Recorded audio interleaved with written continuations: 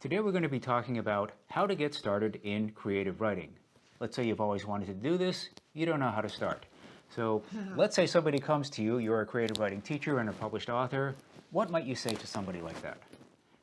That's a good question, and I've been in this experience many times. So I think the first thing I would say is you don't need to worry about what you don't know. There's a ton of things you probably don't know about creative writing, but you know a lot more than you think because you've spent a lifetime probably reading and you have this impulse to write. So you do know a lot more, and what you don't know, it doesn't matter, because really what matters is to get some words on the page sooner rather than later. So forget about all that doubt, forget about what you might not know about narrative techniques, and just start writing. And writing, knowing in the first draft or rehearsal draft, it's all good. Okay, so you brought up something, is that writers tend to be readers. Yes. So I know that when I visit people who write, they tend to have like these huge libraries in their homes because they've just spent a lifetime reading and they know what they like and they know what works and what doesn't work, at least for them. Yeah. And even if you don't consider yourself a big reader, I think people who are drawn to creative writing really like stories. They like to hear stories, they like to read stories, and probably they have developed an ear for good storytelling. Now, they might not know the craft yet at all of writing or creative writing or storytelling, but I would still argue you are coming to that blank page, even if you've never taken a creative writing course in your life, and you know a lot more than you think you do. And what you don't know, you will figure out draft by draft by draft. So, don't wait for a muse. Don't give in to doubt. Don't think that you need to learn something before you start. Just start. Okay, so one thing I tell my students when I used to teach was write something that's important to you. And the last part of that's important. It has to be important to you. Yeah. Because I think when we get a lot of these younger students, what they'll do is they'll write about something that's important that they think they should be writing about, world events or big topics. Right. And when you try to force it that way, you can kind of feel that it's being forced. Write about something that's really important to you. And I remember one time there was a young lady in our class, and she was writing about, big social issues, and it was all right. I mean, the technique was fine. What she was saying was fine. Something not quite genuine about it. And so later in the discussion, she discussed that she was just had a fight with her boyfriend. And the way she talked about that, it was so real. Mm-hmm. And so we said, well, write about that, because at this moment in time, that's something that's really important to you. So we, did a writing exercise, and she came up with it, and it was just so much more real. So that would be one of my lessons, is to write about something that's important to you, even though it may not be, important in the big picture. The trick is, of course, and that story perfectly exemplifies this, that we often don't know what's important to us. And so we kind of borrow, well, maybe world events or whatever.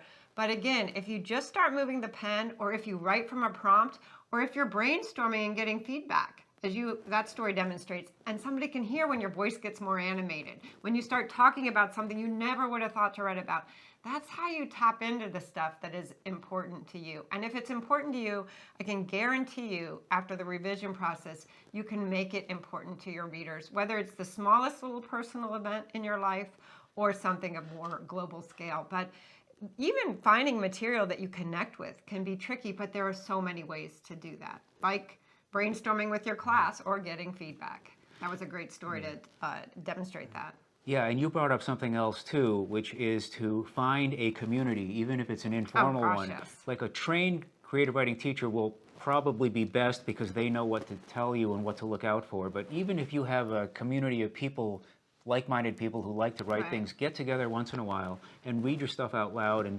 test it out, because they can see things that you can't, because you're too close to the material. And this can be tough because writing is a solitary pursuit. So it's almost an unintuitive thing, which is to get together with a bunch of other people who are doing things solitary themselves. So it's a bit of an oxymoron to have a writing community. But you'll find if you do this that it can help you quite a bit. Well, there's this silly myth, real writers write alone. And of course, writing is a solitary act, but it does not have to be a lonely one. And one of the worst things you can do is undervalue the power and the inspirational qualities of feedback. Feedback has been so vilified often, but when you get some reactions, even to your early drafts, it dignifies the process. You begin to hear where people are kind of catching on. It gives you the opportunity to talk about it a little, which is when you might evoke the things that really are making you connect with it. So the key, though, is, of course, there's a challenge in certain feedback communities. And that you might get feedback that for some reason sets you back. But I would argue if you truly don't have any schooling in creative writing, in issues of narrative technique, the best thing you can do is get to a class where there is an instructor. Because while that format is also going to revolve around feedback, somebody needs to convey to you what these tricks are. Like there's tricks in any art or trade to make your prose stronger, to make your poetry resonate more. And so there are real techniques you can learn, and a creative writing instructor can let you in on those. And there's not that many. It's a lifetime of practice. But boy, having those techniques in your back pocket, that's the way really to achieve the stories you want to achieve. So you do want that kind of instructive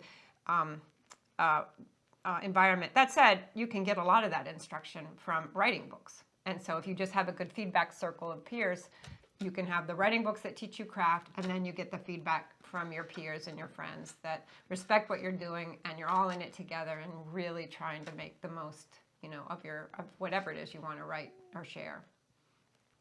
Okay, so another tip about how do I get started writing is if you have a local community of writers that you talk to, give each other prompts. We have done this before. Oh, yes. And so I don't know what to write about. Ask someone to tell you what to write about. And sometimes you can have some fun with this. Like I was always the mean one. Okay, I would always say, tell me about the last fight you had with your boyfriend or girlfriend or your significant other. And then, boy, I don't want to do that. Well, no, it's going to be real, right? Yeah. Another one I have is write about something that's embarrassed you, but you haven't told anybody about it yet. You'd be surprised the kind of things that come back at you. Oh, my God. What that does is it breaks the logjam and it breaks the preoccupation so that the person can actually get started. I would be rich if I had a dime for every time somebody said, I don't want to write from a prompt, it's a waste of time. And then they have to because they're in my writing workshop. And something inspired comes out. Something that they've connected with comes out because you just have to start moving the pen. A prompt is a timed writing exercise, and the device of the timing really, really works. And absolutely, coming at something creatively from left field is probably one of the most inspired ways and easiest ways to do it. That said, you have to just move the pen, and it'll really work. But I don't even set people up that much in a prompt. One of the best prompts I've ever used, though there's literally thousands of prompts I've given, is meet me at 2:00. Okay. So there's a little energy in there, but it's not, loading the dice or anything, or thanks but no thanks. So, a prompt is all over, or a prompt could be that telescope. Yeah. Or look around the room. What's the first thing you notice? The empty piano stool over there. Well, who sat there? What's it evoke for you? So a prompt, you are surrounded by prompts. That is a great bit of advice, to get started. Yeah, I mean, my prompts tend to be a little more focused and direct. Yeah. I have one that's write a letter to somebody that you're meaning to write to somebody, but you haven't done it yet because you're too embarrassed or you put it off. But I remember you came to one of our creative writing sessions once, and you were going to give us a prompt, and I was ready for something like that, and your entire prompt was, not again. Yeah. That was it. And I kind of looked around, what? And I was stuck for a couple of minutes, but after I realized what it was trying to do for me, I was able to write 3 or 4 pages during the time that you were giving us. So. Yeah, one trick with a writing prompt, though, is you really want to encourage yourself, start moving the pen right away. And that could mean writing not again 15 times. Because when you physically are moving, it actually is sort of lubricating the creative process. So if that's all you can do in those first seconds is repeat the prompt, or write, this prompt is stupid, or I wish I wasn't in this class, but I can promise you, it gets there, get you somewhere, and you're going to get there a little faster the moment you start moving that pen. So yeah, prompts are amazing. They really, really are. And that is applicable to people in the middle of writing projects. I have people in the middle of novels, seasoned writers. This is their second, third book. And right now I'm feeding a very seasoned writer a bunch of prompts every morning for the heck of it. Fun. It takes me 5 seconds. And you would not believe how many scenes she is getting for this novel in process from those prompts and wherever she takes them. So it's just such a gift. It really is. The hardest thing about getting started is you're going to feel intimidated. And I think a good analogy is, well, what about when you learn to drive?